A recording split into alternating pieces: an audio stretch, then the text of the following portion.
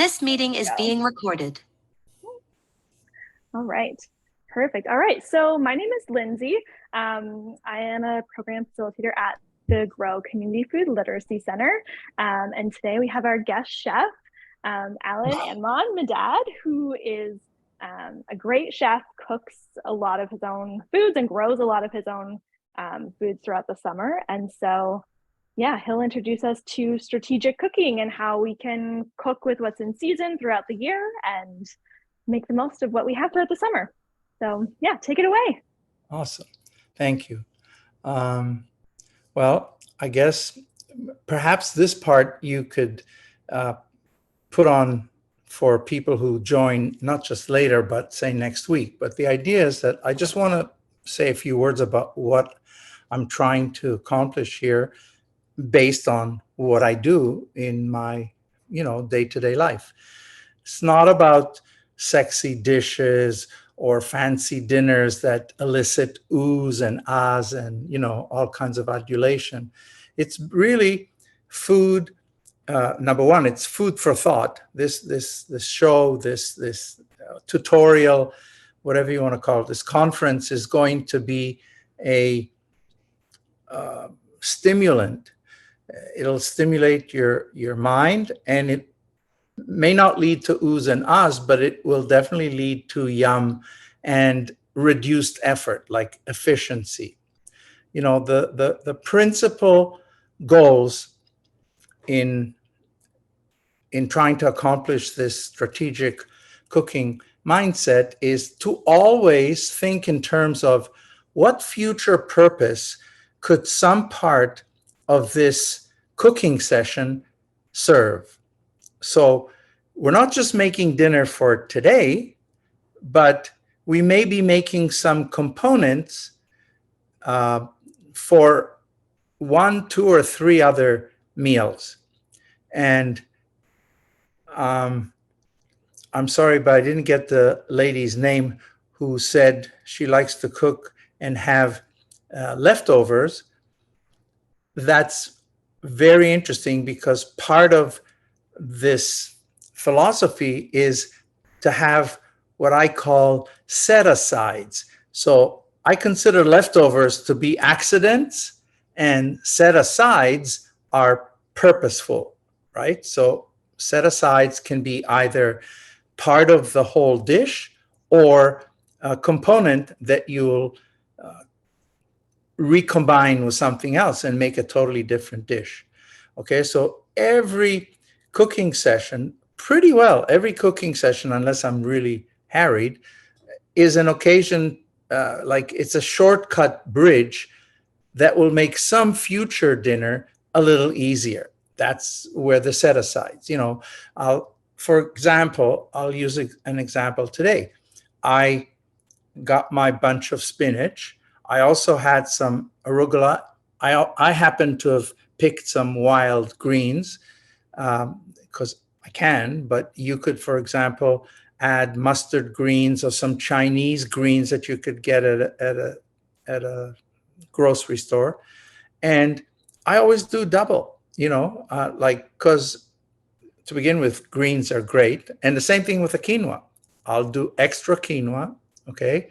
And what I want to do is to, as Lindsay said, make the most use out of what's fresh and local and immediate.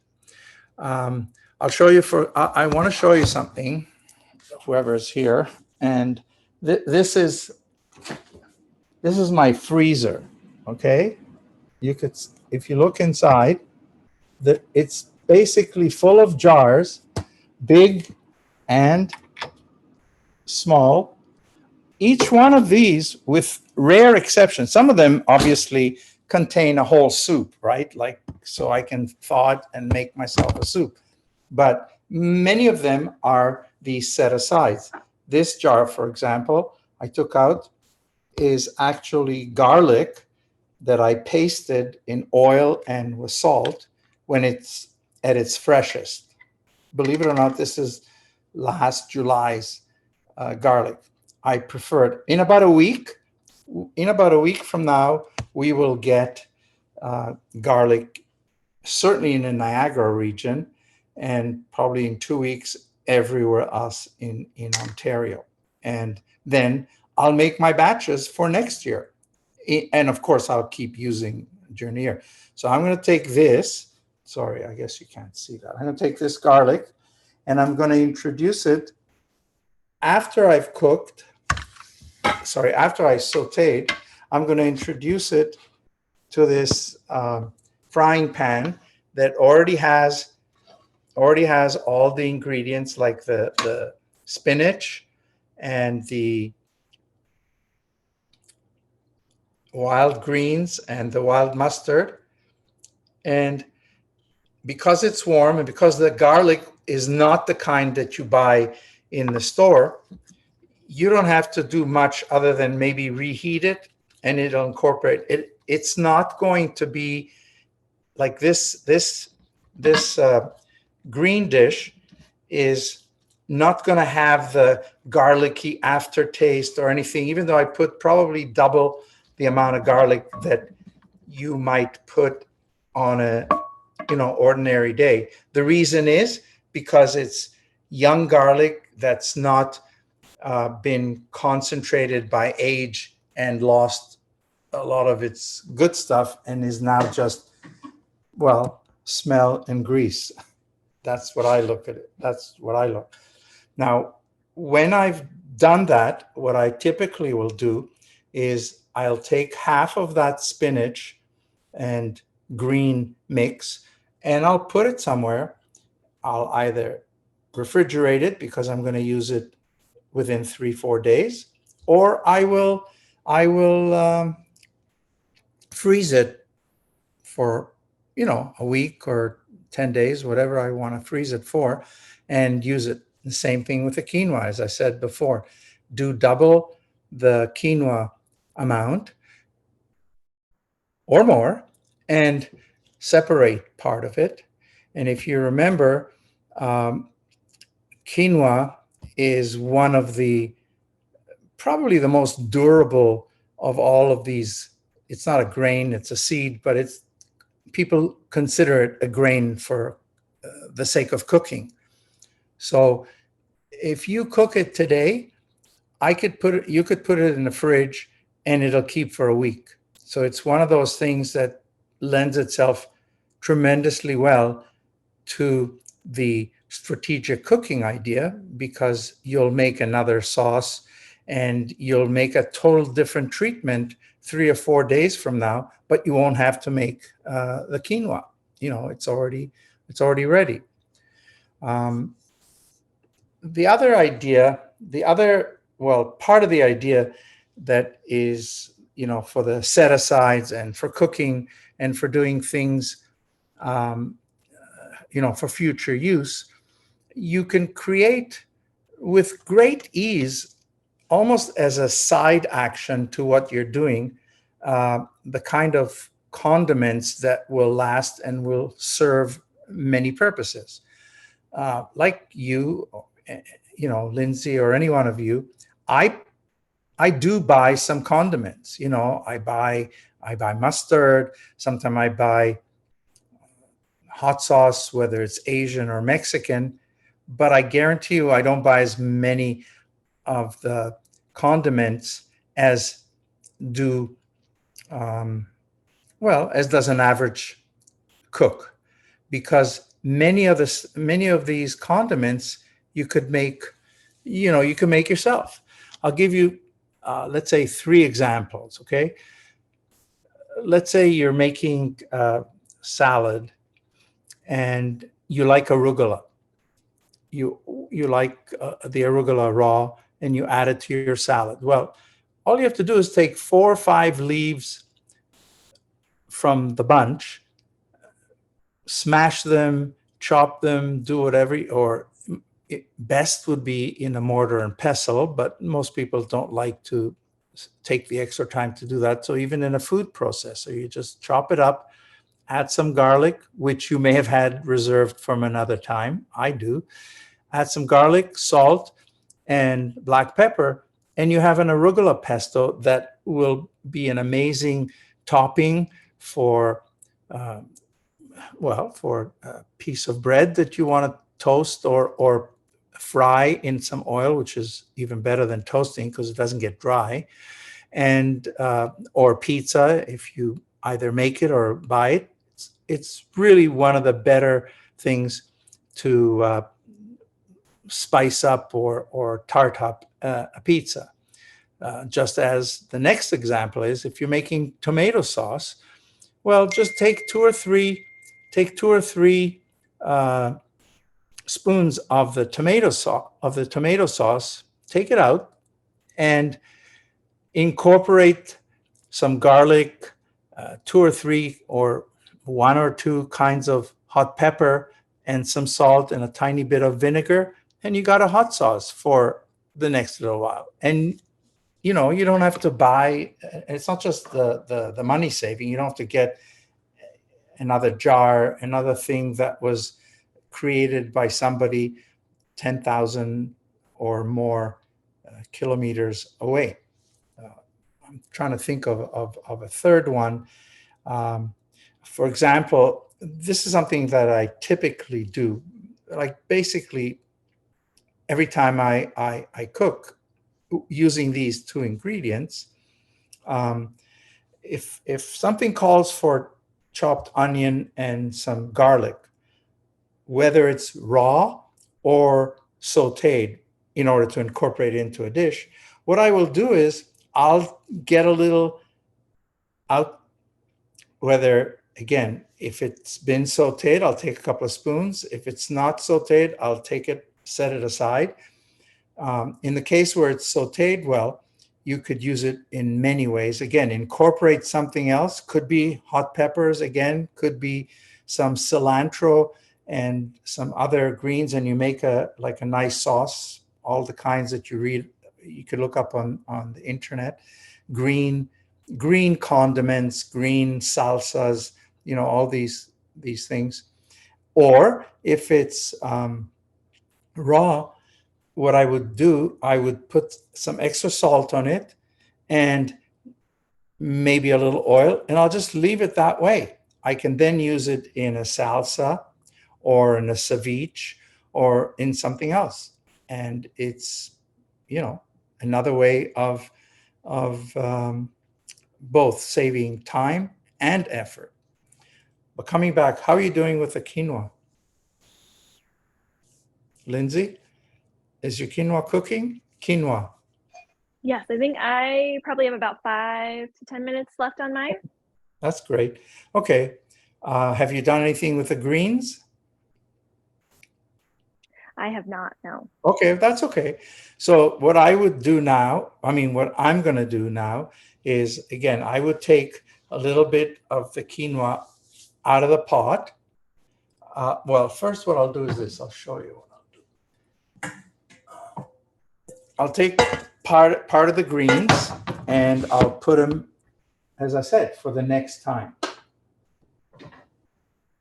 So you see me okay now? Do you see the pot? Yeah. The pan. Can you see the pan? Yeah. Right here? Okay. So I take half of it and that's it. That's going to be for another occasion and possibly totally different. Like I might use it just again on some toast, or I might use it with eggs, or I might use it with mushrooms. I'll chop up some mushrooms. Actually, I still have some from last week, so I'll thaw the mushrooms. I'll have mushrooms and greens. I could have it with pasta. I could have it with quinoa, rice, anything. And what I'll do now is I will take this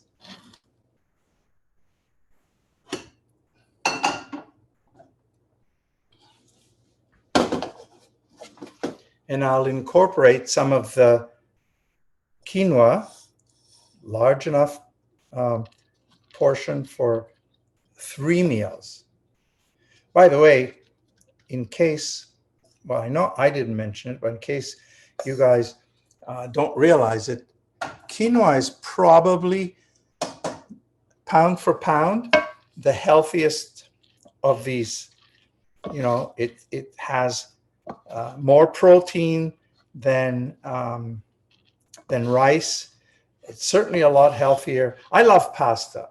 Okay, I truly do, and I would never give it up. However, um, what I find is, well, I don't have find. I know pasta is processed food, and it's not the greatest thing. Pasta is a sauce carrier, and it's a filler. When people need, people can't just eat, except unless you're on a paleo diet, you can't just eat meat and or fish and nothing else. You have to eat a lot in order to be full. So people ate pasta. Pasta is in originally peasant food. We just love it so much for the obvious reasons. Anyways, quinoa is pretty much twice as healthy and as good for you as is pasta, and it can take almost any treatment that pasta does. Now, again, I have to say, I'm not against pasta. I'll have it occasionally, but for nutrition and for efficiency and everything, quinoa or farro is another grain that's very good. Quinoa, farro, well, rice as well, but again, rice is not in the level of farro, wheat berries, or quinoa. Okay, so now I've incorporated this. All I have to do now is add a little bit of olive oil. I'll taste it, see if there's enough salt and pepper, and I've got a nice dish that's going to accompany a piece of whatever it is that you like. If you want to have a piece of fish or a burger or a hot dog or whatever, but it will also be it could also be a main dish based on a main dish with say the addition of some other greens, mushrooms, eggs. All of these things can be added to it as on the side, and it'll make a very healthy and a reasonable meal.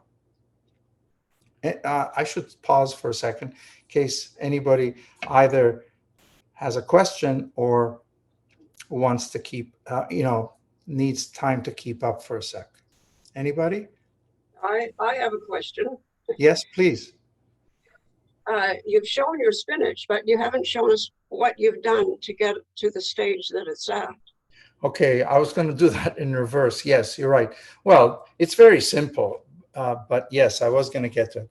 Basically, from the and that's incorporating another aspect of what I wanted to achieve today.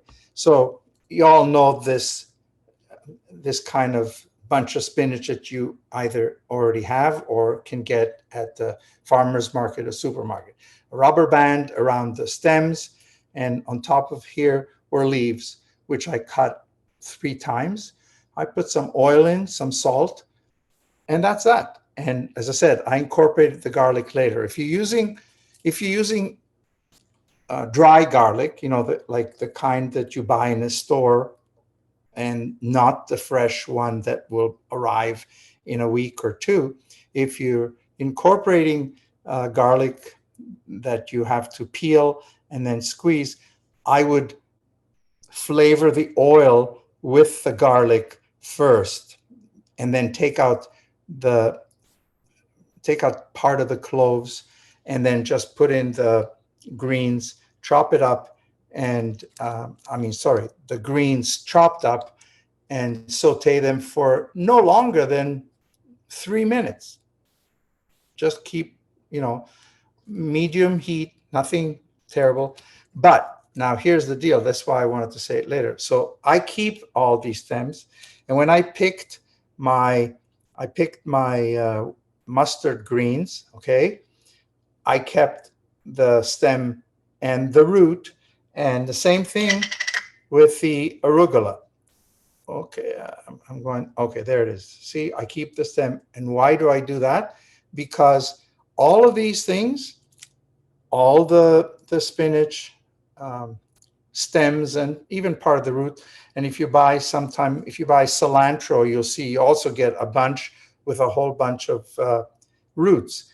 Always save them because together with, I'm sure everybody knows that, with carrots and onions and a bay leaf, you make a stock out of it. You know, the spinach stems are stringy. You're not going to want to eat them, even chopped really fine.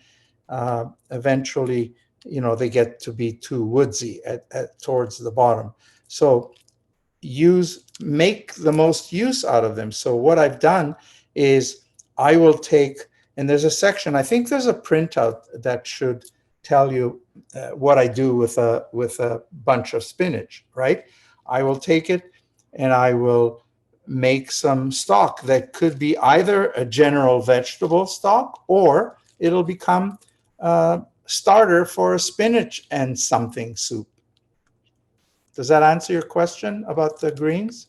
Not completely. Okay, tell me, that's fine. Have you sauteed the spinach Yes, before you? yes, Okay. that's what I said. That's what I meant. If I didn't make it clear, I regret that. But after I chopped it, I sauteed it with some, remember I said garlic, put a little olive oil in the frying pan and saute it for 2 or 3 minutes. Okie dokie. Spinach, by the way, another little tidbit that I don't know, I guess many people don't know, is better and yields most of its, I should say, more of its nutrition if it's cooked. Spinach is not better raw. Some of the ingredients, I can't tell you which ones, but some of the aspects of spinach get activated or released with a bit of cooking.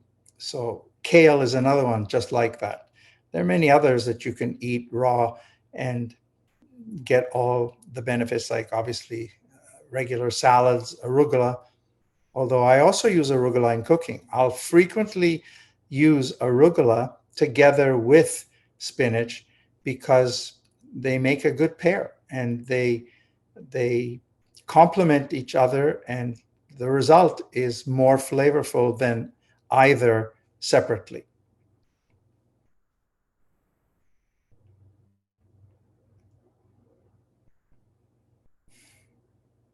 Okay. Someone's left, but it's coming back, I think.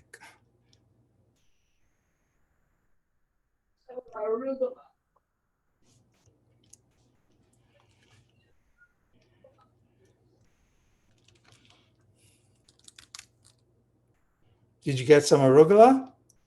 Oh, I've just sent the boss out for some Okay, garbage.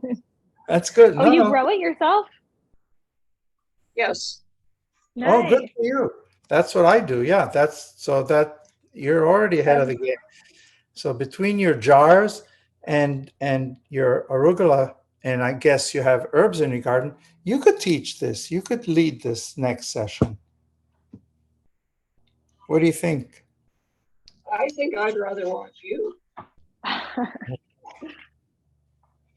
Well, next time, this one was not intended to be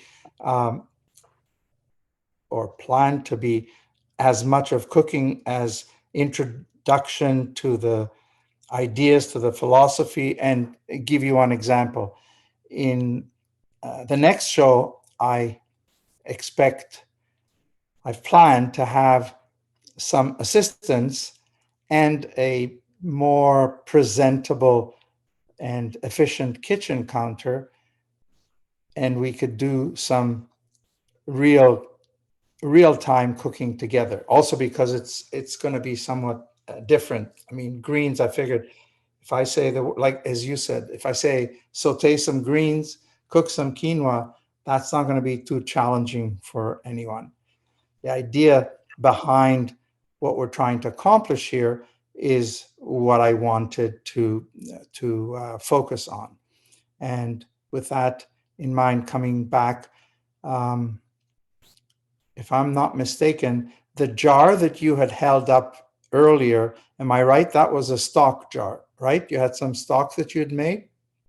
We save all our vegetable juices and they go into soups. Well, you could have written this book. Oh, No, seriously, that's exactly what I say. I never waste anything. I'm serious. Every leftover. If you do this, then for sure I'm going to resign. Do you take your frying pan after you saute the greens and you've eaten your dinner, before washing it, do you take a little boiling water and clean it up and put it in your jar? sorry, something cut out for a bit. Ask your question again. Okay. Let's say today you've just sauteed some spinach and arugula and you're going to incorporate it into the quinoa and you're going to enjoy that. But after the spinach or whatever greens and garlic and salt have left the skillet, there's always a little left over, whether it's stuck or liquid. Do you take a little bit of boiling water, rinse it off, and put it into a jar to preserve? Because that would be a good starter for a sauce or a soup. That's called deglazing the pan, is it? Well, deglazing is a little more esoteric. That's the one where you deglaze it with a little bit of wine or acid like lemon, and that's how you clean it and get all the flavors. This is very simple. There's a little liquid, not a little boil. Next time I will. Good. Well, yeah, and like I'll show you. I'm sure you have the same thing.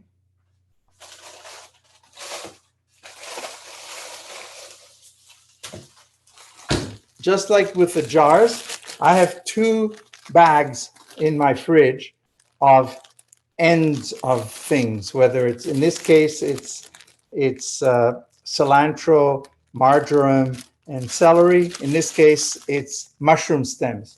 And I'll keep adding to it. And then later on, I will make a stock or a soup or a sauce.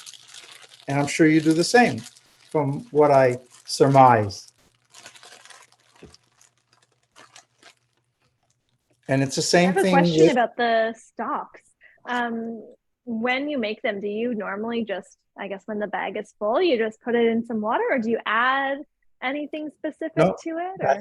that's a very good question. No, they're just the basis. I mean, the things that I've kept. And I'll usually look, but the easiest thing is no matter what I've saved, except I have a lot of shallots in my garden, so I typically don't need it. But if I don't have enough shallot ends or greens in my bag, just get an onion, and carrots. Carrots are always, they're 2 of the most essential things. Carrot, onion, and celery. Okay, whatever I have is additional. And for example, with it's actually a question that leads me to think some more, which is the whole idea of this class or whatever. This bag I specifically identify as having particular herbs and greens. As I said, marjoram, cilantro, and celery. And these are the ones that will go with onion and carrot and the typical ones. And always, by the way, always have 2 or 3 bay leaves. It really adds something to the soup. So in this case, these are very good for 2 treatments. Number 1, beans and corn. If I'm going to make a soup or even a salsa, they love cilantro, they love marjoram, and sometimes you want to do some dill, but cilantro and marjoram and celery and obviously parsley always, are great with beans. It's kind of, it gives it a more, like a bit of a kick, and it's more Mexican, South American, in approach. Whereas if I'm going to make a stock or a sauce to go with fish, or when you splurge and you want to buy a few shrimp, then I would not typically use that. I'll use a little marjoram, but I will use more what I would call a Mediterranean mix, which is more typical with celery, parsley, maybe a tiny bit of basil. You don't want too much because that overpowers. There are two or three herbs. I'm sure you can figure the other ones, being sage and rosemary, are very strong. And unless that's the flavor you're aiming for, you don't put that in a soup. I mean, in a stock. You might want to subsequently dress the soup with something like you fry some sage and garlic, and it goes amazing. Also with beans, but you don't make the stock with it. Whereas what you're aiming to, I guess, to find out, for a typical stock, it's the basics. As I said, I'm thinking of two things that I overlooked. First one is that in any stock, for one, for the best reason I can think of is for balance. A little bit of acidity is added if you take a couple of pieces of tomato. So like if you have them frozen, which I do, because if I'm cutting nice, round pieces to look nice on a sandwich, there's always the ends and whatever. I just toss them, unless I have tons, and I'll make a ceviche or a tomato soup. But if I just have a couple of tomatoes and I'm going to do something for a presentation, I'll keep the rest of the tomato. A couple of pieces of tomato, always good in a stock. It just balances everything. The other thing is also potatoes. I never boil potatoes. Well, that's strong. I hardly ever boil potatoes unless it's in a stock, or if I'm already going to make a stock. So I will take the potatoes as part of the stock, and then I take them out. So everything I told you before, I will use. I'll start the stock, I'll put the potatoes in, and when they're cooked in whatever, 12, 16, 20 minutes, depending on their size, I'll take them out, continue. They have given, it's like in nature, there's a concept of symbiotic relationship where both parts of the equation benefit from the relationship, kind of like an ideal marriage. Anyways, the thing is that if you put potato in a stock to be made, both the potato and the stock are enhanced at the end. The potato is definitely better tasting, and it gives off some of its starches and flavor to the stock, and the stock is then amazing. And I sometimes will, especially when I have lots of potatoes in my garden, I'll boil potatoes and I'll keep it, and then I'll boil potatoes the next 3 days later in the same water. That's the beginning of an amazing soup or sauce a few days or months later if I freeze it. Always good. Stocks are amazing because they're the basis for both excellent soups, and then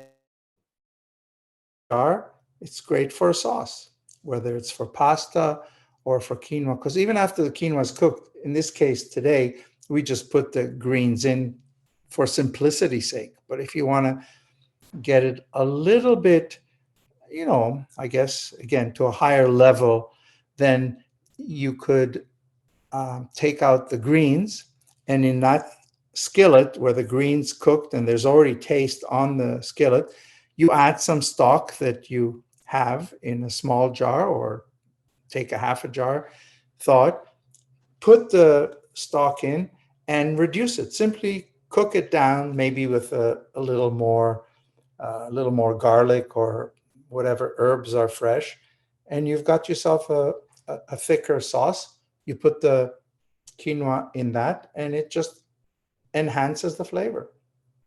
And of course, if you're doing pasta, then it's the basis for any sauce that's not tomato sauce. Tomato doesn't need a stock. Tomato itself is both juicy and flavorful enough with, the condiments that it is sufficient. But if you're doing, whether it's mushroom sauce, or if you're doing some sort of a legume like peas and something sauce, it's always nice to have a stock. Reduce it. Sometimes you pound some of the peas, so you make like a thicker, pea sauce in addition to the whole peas that you'll have with the pasta and whatever else. There's various combination, peas and mushrooms, peas and asparagus, and I can't think of any others right now, or peas and cooked ham. You chop that up and put it in, if you're not a vegetarian, obviously. And it always benefits from having some having some stock around that you can reduce and incorporate into a fine sauce. And potato, again, always potato water, a little thicker to start with.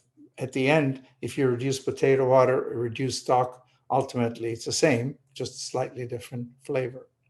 But you're taking care of the flavor with the condiments, and sometime with the addition of some ingredients, that are going to be the focus, the center of the sauce. Anybody else? Any other questions? No, I just have a comment. I just appreciate the tips on sustainability and not just discarding things into compost or into the trash. Actually, how to reuse them for stocks and soups. I think that's great. Thank you. Well, thank you. Yes, and it. You know what? I'm actually glad you said that, because many times when I'm in the kitchen, I'm doing some of these things, I actually feel good about some of the stuff that I'm doing, apart from just the food that I'm enjoying.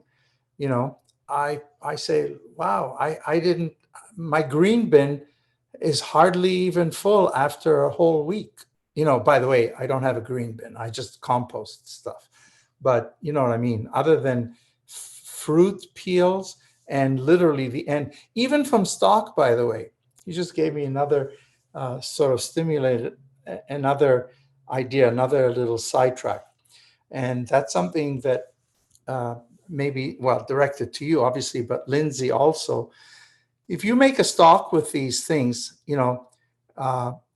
typically you can make a stock, you throw an onion, or, you cut it up in 3 or 4, and you can even throw the peel in, and that adds flavor, and you don't have to be particular about the ends and whatever. However, what I've done, and that is, I think, a fabulous kind of idea and tip, which is not mine, which is why I can say it's fabulous. Somebody showed me that if you do take the trouble to peel the onion and take away that root part, and you do, clean the carrot, maybe even take off the top, and everything that you use, the herbs that you like, the parsley and the celery, you just chop up a little bit. After you've made the stock, and you'll use that stuff as the starter for veggie burgers. So you won't throw anything out. It's the most incredible, and I mean that, it is incredible, because there's flavor. You think that everything is dissipated, right? And you think that all the flavor is gone, but it's not. It's, again, the thing that flavored the stock is also being flavored by its companions in the stock.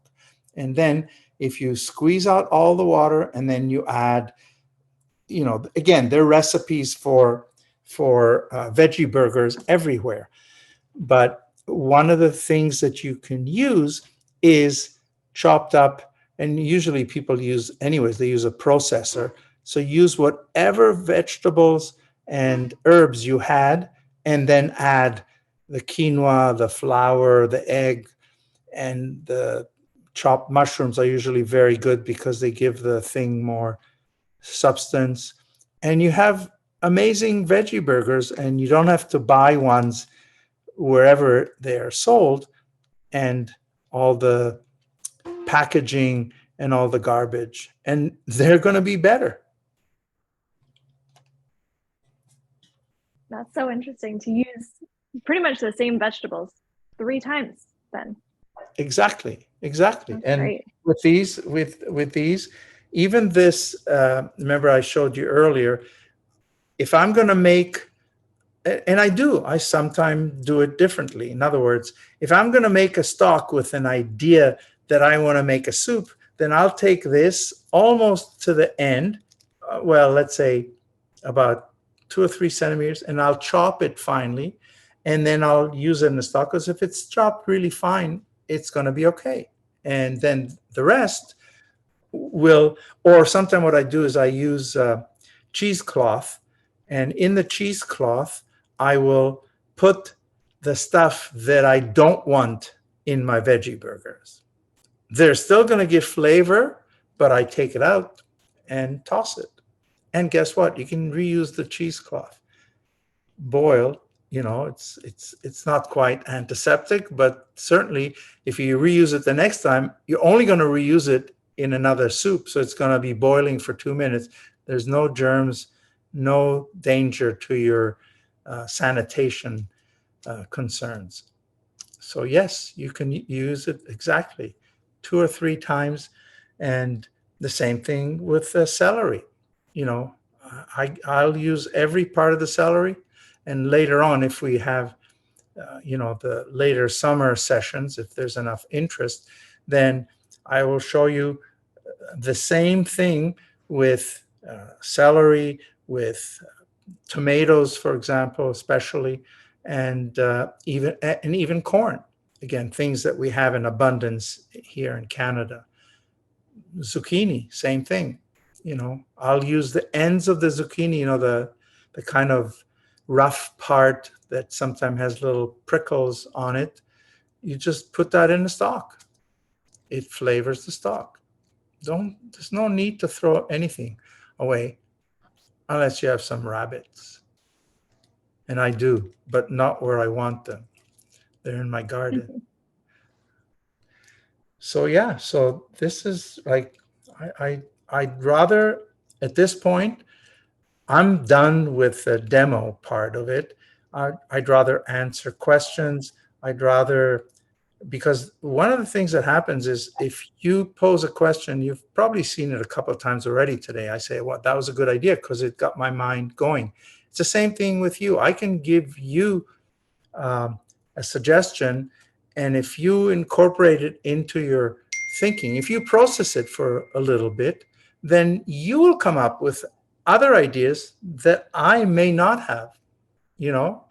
I'm not going to say better, and neither are my ideas better. They're just different. And if you keep your mind on that, let's call it, in that gear of processing what it is that we're trying to accomplish, you see that you create ideas. Like the condiment I told you before, you don't need to purchase every condiment. Well, I'm absolutely sure that when I was relaying those 3, you already thought, oh, I really like whatever, and I could do something with that. Am I wrong? Like I like, I don't know, walnuts. I can incorporate them into that. Or I like, I like a particular kind of hot pepper, and I can do that. I can do it 3 ways. I can do it with cilantro and onion and use it in a salsa, and I can do it with what's it called? Parsley and capers, and make it as a dressing. And that's my story. So is there any end product that we can see and watch you guys taste? Taste? No, I wouldn't taste it. I made it myself. I'd never taste it. I want to see what the ones who did cook. Oh, I see. There was only one person that cooked. Well, no, I think Lindsay cooked, and is it Lar? You cooked? I can show you what I did. So I haven't put things together yet, but I have my quinoa in a pot cooked. I just fluffed it a little bit. And then I did a little bit of spinach with, I don't know if you can really see that there. Yeah, I can see it. With a little bit of garlic. I had the like pre-minced canned garlic, kind of a bit of a cheater, and a bit of oil and salt. And then if anyone has any suggestions, I was thinking maybe I'd do some hard-boiled or soft-boiled egg. Yeah, exactly. Maybe I think I have some mushroom in the fridge. I might add that to the spinach. Exactly. But if anyone has suggestions, that's that would have been my suggestion, is mushrooms. Sometimes eggs are good if you want some extra protein. As I said, quinoa is already high. It's not as high as beans and chickpeas, but it's very high in protein. But eggs will give you additional protein. To what you said, I'm going to come back to that. I know you kind of smiled sheepishly when you said I cheated on the garlic. It's my ambition to see people like you who care. Clearly you care about food and stuff like that, not just the taste, but also the whole aspect of preparation and ecological concerns. My suggestion would be that when there is fresh garlic in the markets, in I'd say a week or two, that you consider what I said. You make your own, and it doesn't take much room. I can tell you, I wasn't joking when I said I used garlic. This is my last jar, by the way, from last year.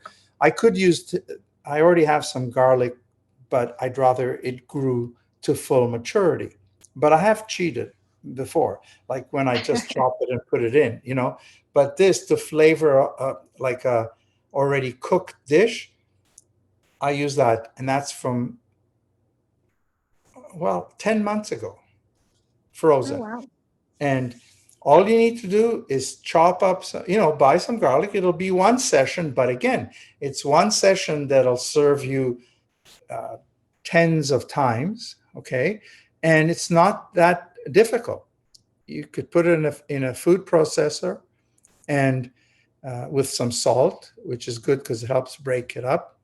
But I'd smash it a little bit first. But we have a session on garlic coming up, or at least part of it. But yeah, I hope to persuade you that putting some garlic and oil in 3 or 4 jars for those special occasions where you want really good garlic. If you want, the stuff from a jar, you could use it. This is, sorry, that's Pam's suggestion. Yes. Perhaps feta cheese could be added. Very good idea too. Yes, I love feta to begin with, and you can add that. I would, if I were going to do this with cheese, this dish, my enthusiasm, by the way, my earlier enthusiasm was for feta in general. Feta with this dish, I would rank it like probably 3rd or 4th in my choice of cheeses. I'd rather use mozzarella or fontina, even some cheddar, but not only cheddar. I'd mix cheddar and mozzarella, not to have too strong. And that's why I don't want feta with this, because the feta will overpower, the dish, in my opinion. I love feta. As I said, there's another idea. I just bought some today because they were available. I will make some,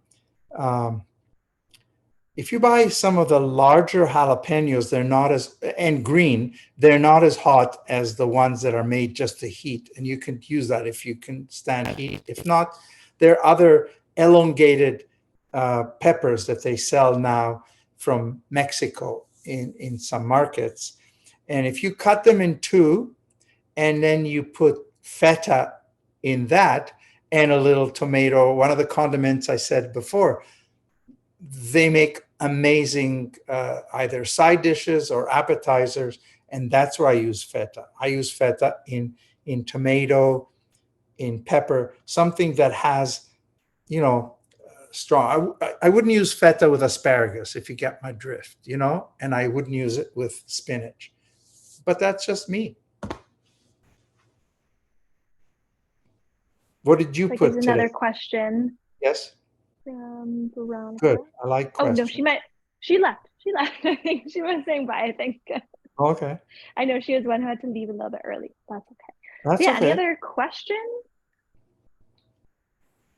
Or Wynn, do you want to show what you ended up with? Yeah. I haven't cooked my spinach. I've got it all chopped up with arugula. Awesome. The garlic in the oil. But I just wanted to show you this book, Greens 24/7. Uh-huh. By Nice. Jessica Medad, and there are wonderful recipes in here. This is all vegan, and yeah. Nice. Are you vegan? Well, I was for a while. I try to keep animal products to a minimum. Okay. I was just out of curiosity. Yeah, that is an interesting book. I'd seen it before. There's another book. I see you're interested. And by the way, I'm gonna, if we have time, I'll ask you another question about your garden. But if you want to make a note of this, it's maybe long out of print, but I'm sure you can get it.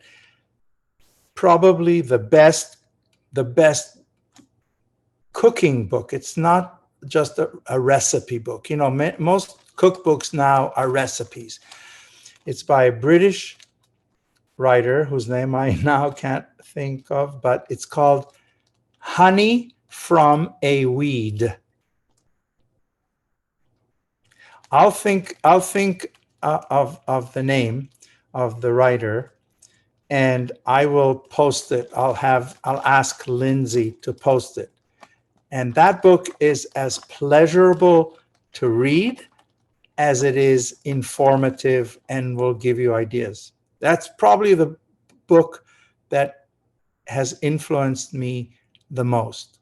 And I'm saying I read that book over 30 years ago. I can't think of her name. I think Pam found the author, Patience Gray. Yes, Patience Gray. One? Yes, Patience. That's why I didn't have the patience. Pardon? What the book is. She just put a link into the chat Awesome. for what the book is. If anyone wants to check it out. It is, and it's fun. Like I say, you could see, I'm sure in some instances, you can sense my love of food and the pleasure I have in doing this. Reading her book, you sense her commitment to food and how much she loves what she's doing. It's really quite something. Can't say enough about it.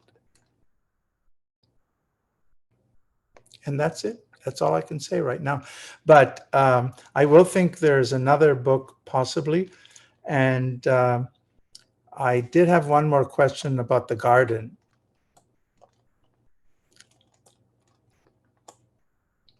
If my gardener friend, sorry, I can't see anybody's name. What's the lady's name again?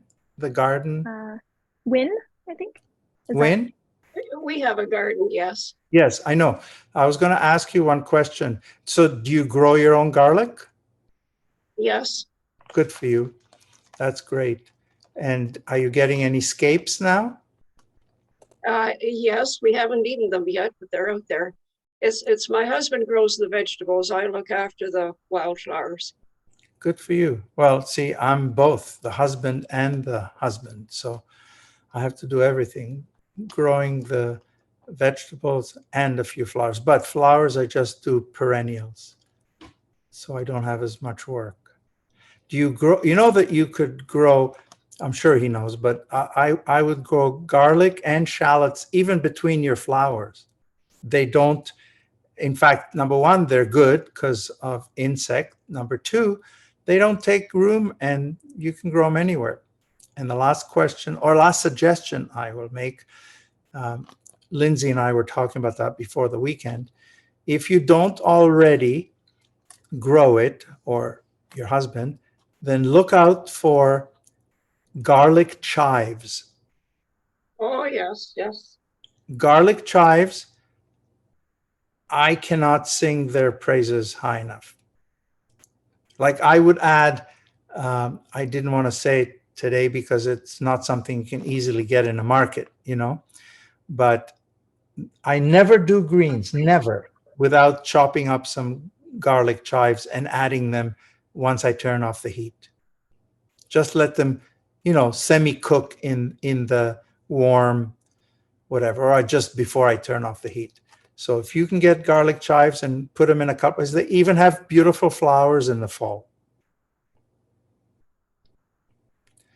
So if you seem to be well informed about everything in the kitchen. I couldn't tell you anything new, but if garlic chives is the one thing you take away from here, you'll be thanking me.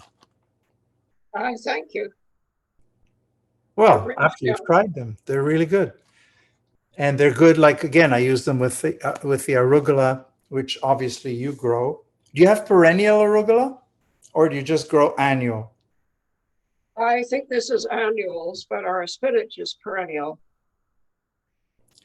If you, through Lindsay, if you want, speak to your husband, I will get you some seeds for perennial arugula, which is even better and more resistant to pests. Okay. So you just make sure you inquire. If you want, I'll get you some seeds. Thank you. You're welcome. My pleasure.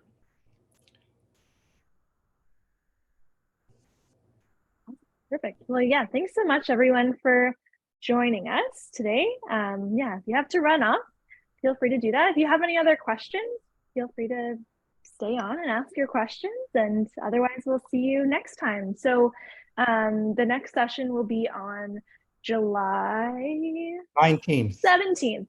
17th. Today's the 19th. 17th. I just keep getting confused.